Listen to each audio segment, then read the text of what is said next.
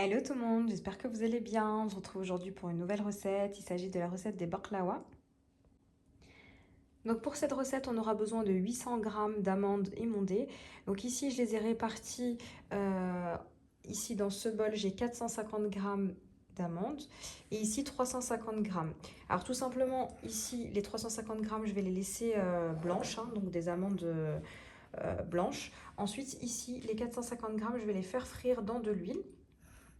Ici, j'ai 180 g de sucre. On va avoir besoin d'une cuillère à café de cannelle. On aura besoin de 7 cuillères à soupe d'arôme de fleur d'oranger. Tout à l'heure, après cuisson, on aura besoin de miel, à peu près 500 g. On aura besoin de pâte philo. Voilà, donc moi je prends celle-ci. Et on aura besoin de beurre fondu pour badigeonner notre pâte philo. Donc pour démarrer cette recette, je vais faire frire ici mes amandes. Donc je les fais démarrer à froid. Donc ici mon huile est froide, comme vous pouvez le constater. Je viens plonger mes amandes. Donc il faut qu'elles soient vraiment totalement recouvertes d'huile, hein. Donc on parle vraiment de friture. Voilà. Et là je vais laisser tranquillement frire sur un feu moyen. Voilà, donc on laisse vraiment nos amandes tranquillement frire jusqu'à obtenir une belle coloration dorée. Attention à ne pas trop les colorer non plus, hein. Là, je vais les remuer. Et ensuite, on viendra filtrer à l'aide d'un écumoire sur du papier absorbant. On laissera complètement refroidir nos amandes. Et ensuite, on pourra les réduire en poudre avec nos amandes blanches. Là, je les laisse encore un tout petit peu dorer. Et ensuite, je vais les filtrer. Voilà, donc là, je vais commencer à filtrer mes amandes. Donc, elles n'ont pas besoin de plus de coloration que ça. Voilà, je filtre, je laisse refroidir et je vous retrouve pour la suite. Voilà, une fois que nos amandes ont bien refroidi, on les met dans la cuve d'un mixeur et on va les mixer avec nos amandes blanches, avec notre sucre, une cuillère à café de cannelle, ça reste facultatif. Pour celles qui n'aiment pas la cannelle, vous pouvez retirer cet ingrédient. Et on rajoute notre eau de fleur d'oranger et on va mixer le tout. Voilà, c'est parti.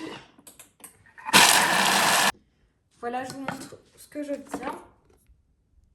Donc là, je transvase ça dans un bol et on se retrouve pour la suite. Voilà pour la suite. Je viens donc ouvrir ma pâte philo. Alors attention, c'est une pâte qui va être très très fragile, très délicate à manipuler et qui sèche très vite. Donc on va prélever 2 feuilles pour la première étape.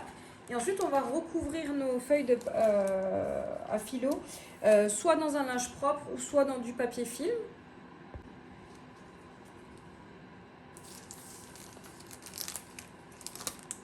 Donc on essaye de bien conserver le papier film fourni avec et de l'ouvrir délicatement.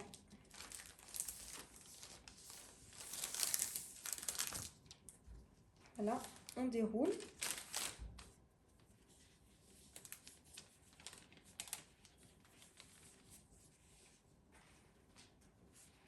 Et on vient prélever donc 2 feuilles qu'on va superposer.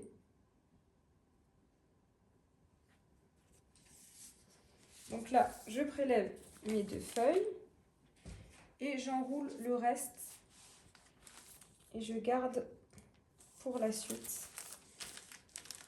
Voilà, donc il faudra faire ça à chaque étape si vous voulez vraiment bien conserver votre pâte philo. Et ensuite, moi, je viens encore la protéger dans un linge propre, vraiment pour éviter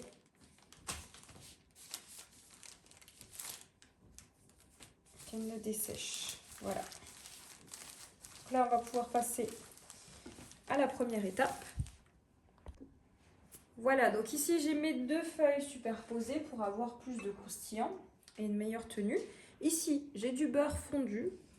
À l'aide d'un pinceau, je viens badigeonner ma feuille pour éviter qu'elle ne sèche et pour éviter d'avoir des gâteaux trop secs. Je viens badigeonner comme ça, surtout sur les extrémités de beurre fondu. Alors je commence toujours par les extrémités, que ce sont vraiment les plus importants.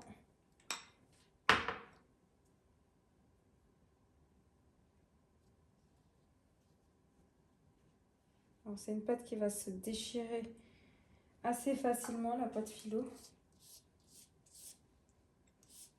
Voilà. Donc là, je vais m'arrêter là. Elle est assez badigeonnée. Prochaine étape, on aura besoin d'un pic à brochette. Voilà. Donc l'idéal, je dis bien l'idéal, c'est qu'il soit plus grand que notre pâte philo. Malheureusement, je n'en ai pas. J'en ai un qui fait presque la taille de ma pâte. Donc, on se contentera de ça. Alors, je viens placer mon pic à peu près à 5 cm du début de ma feuille, comme ceci. Et je viens plier. Ok. Première étape. Deuxième étape, je viens prélever ma pâte d'amande. Je vais faire un long boudin.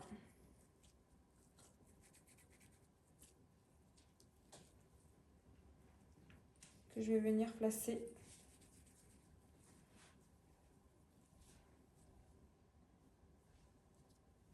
juste en limite de mon pic. Je vais faire ça sur tout le long de ma pâte philo, donc tout le long. Voilà, une fois qu'on a notre boudin sur toute la longueur, on va pouvoir venir plier notre pâte philo sur elle-même.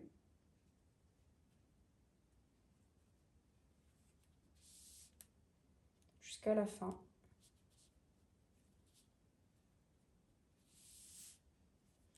Donc tout à la fin, je rajoute une petite couche de beurre. Ça va nous aider à souder notre pâte. Et ensuite, prochaine étape, on va venir en fait s'aider de notre pic à brochette à l'intérieur. Alors quand il dépasse, c'est toujours mieux, parce que du coup on a un premier appui. Donc de ce côté, je le sens bien. Par contre, de ce côté, je galère un peu plus. Et ensuite, on va venir pousser. Vous voyez, là, ça ressort. On va venir pousser comme ceci notre boudin pour lui donner une forme un peu fripée. Ça va nous donner un joli décor. Et ensuite, on va pouvoir venir déposer sur notre plaque. Donc, vous pouvez prendre une plaque directement en métal, un plat à lasagne, ce que vous avez à la maison. Voilà, donc une fois qu'on a notre jolie petite déco, on va pouvoir retirer le pic en bois et on va pouvoir venir mettre ça dans un plat. Donc voilà, moi j'ai choisi un petit plat allant au four et je viens déposer. Et ainsi de suite, donc je vais réitérer l'opération jusqu'à terminer mon plat et on passera à l'étape suivante. Voilà, je vous remontre comment on procède. Donc première étape, on badigeonne. On privilégie les extrémités de la pâte philo.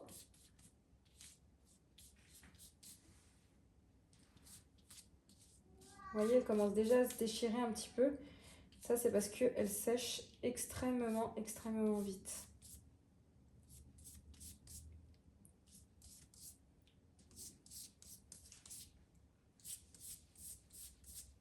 Voilà.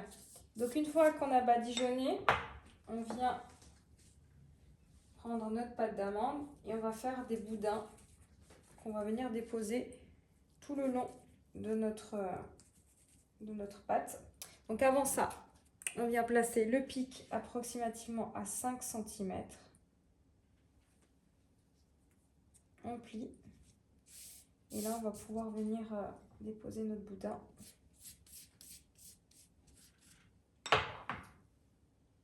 En commençant par l'extrémité. Et ainsi de suite.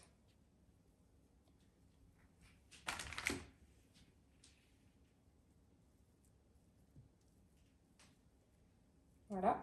Ensuite, je plie.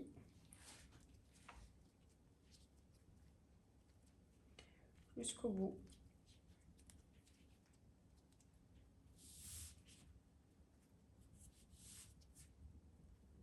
Donc avant d'arriver à la fin, je badigeonne mon boudin. Voilà.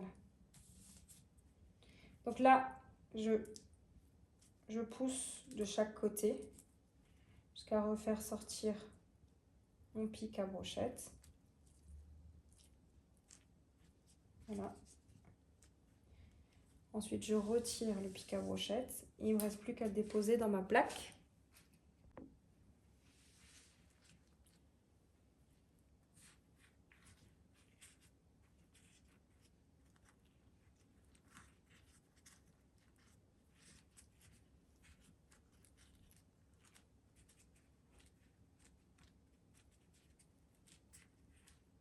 Voilà.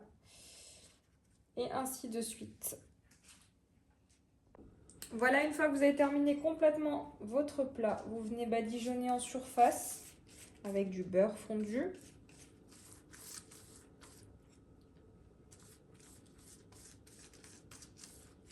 Pour avoir une belle coloration. Et ensuite, on va enfourner dans un four préchauffé à 200 degrés. Pour les temps de cuisson, c'est en fonction des fours. Dès que vous voyez que c'est bien doré, je vous donnerai les temps de cuisson dans mon four.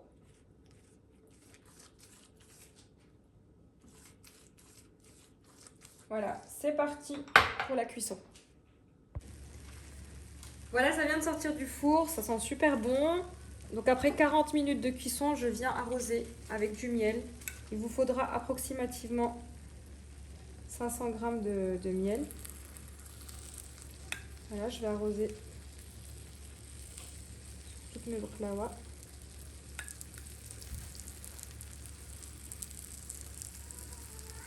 Alors il faut le faire pendant que les baklawas sont encore chaudes.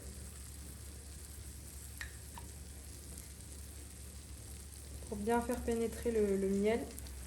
On n'hésite pas à en mettre entre les baklawas.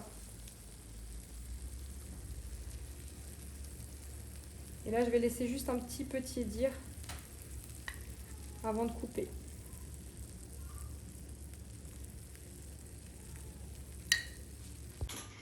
Voilà, une fois que vos baklawas ont tiédi, on vient couper à la moitié. Vous entendez, ça croustille. Ils sont vraiment super bien croustillants.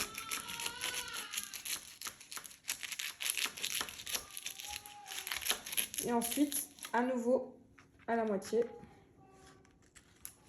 Approximativement. Hein.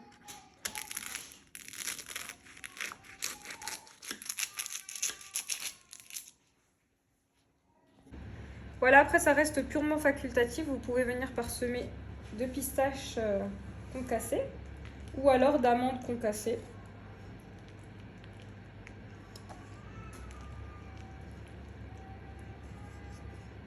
Voilà, je viens approximativement à la moitié de chaque baklawa. Je viens rajouter de la pistache.